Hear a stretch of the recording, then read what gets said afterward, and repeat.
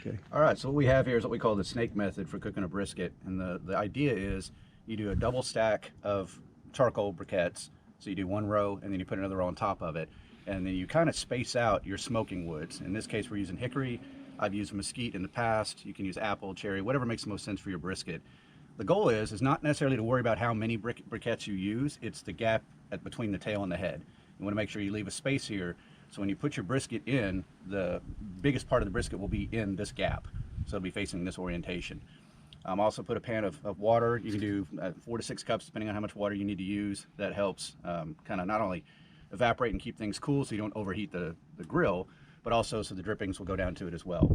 So that's really all it is. And it's one of those set it and forget it moments. So once you light it on the tail end of it or the head end of it, whatever you want to call this, it'll just continue to march all the way around. And by the time it gets down to here, it's done. So there's really no need to worry about, temperatures, timing, things of that nature.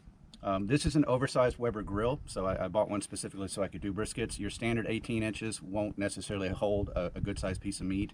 When it comes to the vents, my vent's wide open in the bottom, and then I'll have it wide open in the top, but the vent on the top actually sits over the biggest part of the meat.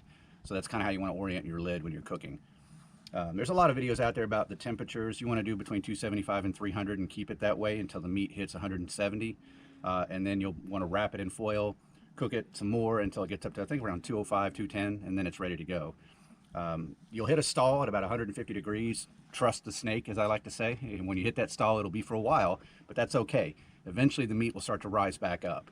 And literally, that's all there is to it. So, like I said, there's several other videos actually showing this process all the way start to finish, but that's kind of how I do my briskets. Yeah, so what I'm going to do now is just go ahead and light the tail end of the snake so that it'll start going. And like I said, it's a slow crawl. Once I'm done doing that, I'll go ahead and put the grill on, put the meat on, and you'll see I have thermoprobes. And I know people have different kinds of ways to measure temperature, but I find that this is actually one of the best things you can get.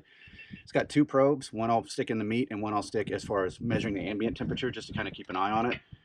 And because this connects via Wi-Fi to each other, I can take this pretty much within 50 to 100 feet away from the grill, not have to constantly be monitoring the temperatures of the meat because I've got it on this. So it makes it much easier to maintain your food when you don't have to worry about the temperatures. So, all right, so let's get this going.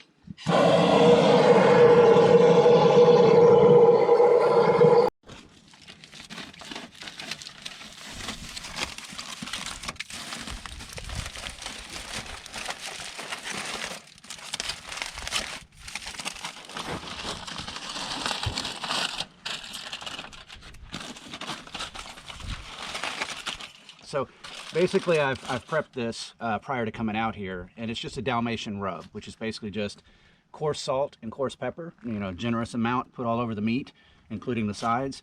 That's really all you have to do. I did trim about 2 pounds of fat, so I started with a 13-pound piece of meat, got it down to about 11 pounds, and I have found that's kind of the sweet spot for doing these types of cooks.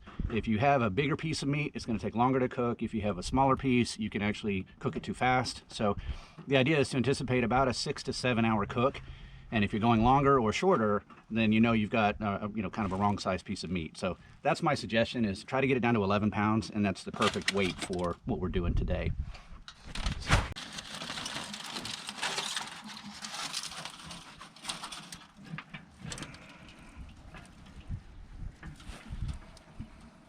You'll notice we've done fat side up on this particular cook. There's really 2 schools of thought. Some people believe fat side up is better than fat side down. I have personally not seen any much of a difference between the two. Just know if you're going fat side up, what will typically happen is the fat will render about halfway through the cook and actually cools the meat down. So your stall is actually going to be a lot longer doing it this way than, say, if you had fat side down. But it really comes down to personal preference as to how you want to cook your meat. So your mileage may vary depending on your experience. I'm going to put this probe somewhere in the thickest part of the meat, kind of near the knuckle, just so that you can measure the deepest internal temperatures, because that's really what you want to monitor when it comes to your temperatures. So that's in, and then what I'll do is I literally just shut the lid, but as I mentioned earlier, you're going to want to make sure that the vent on the top of the lid is facing right over.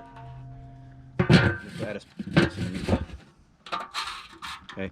If you find yourself with temperatures that race up and get too hot, again, you want to cook this around 275, 300. It's okay if it goes over a little bit, but you don't want it to stay there. So what I have done in the past is you don't have to worry about the bottom vent, but just kind of close this off a little bit and you'll actually start to reduce the temperature. It's not going to be fast, it'll be gradual, but you know, just cutting it in half will actually drop the temperatures down for you. So don't panic if you get over 300 degrees. There's a way to kind of solve for that. The other probe I use is to monitor internal temperatures. And there's a number of different ways you can do this. Some people clamp it on the inside. I had a clamp, I don't know where it's at. Some people just kind of put it in where it actually measures the ambient at the top. Just know that heat rises, so what you're experiencing from the probe might not necessarily be the actual heat that the meat is dealing with, because all that heat's going out. So in that sense, I'm gonna go ahead and just put it inside. Just hang my deal right there. Take this and just kind of put it somewhere in so it can measure the temperature.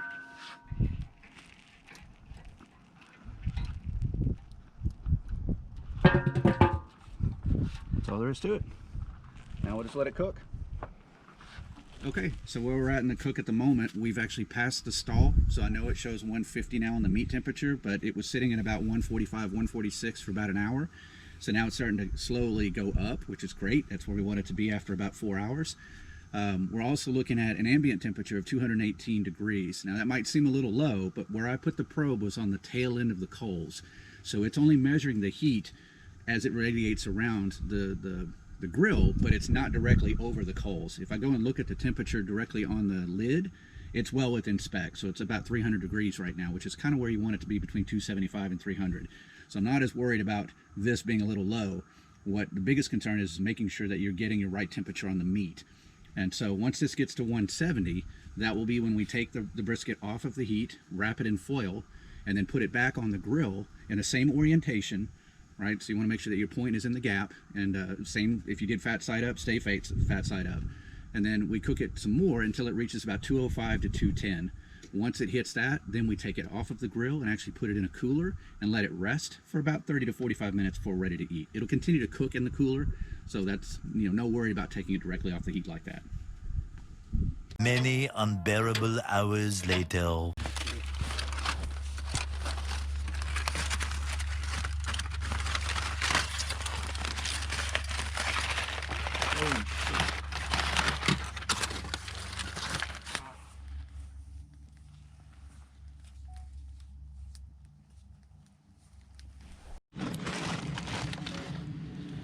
Wow.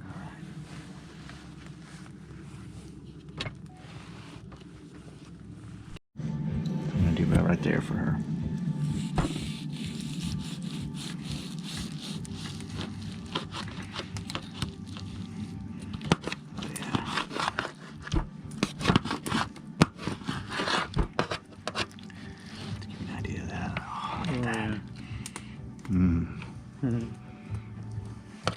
All right, so that's for her.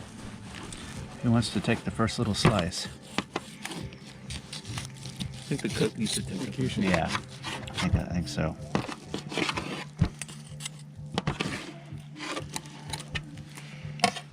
Let's get a little taste here.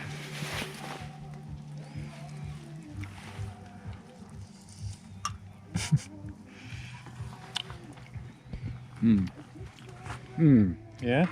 Win? Grab a little piece of that last one.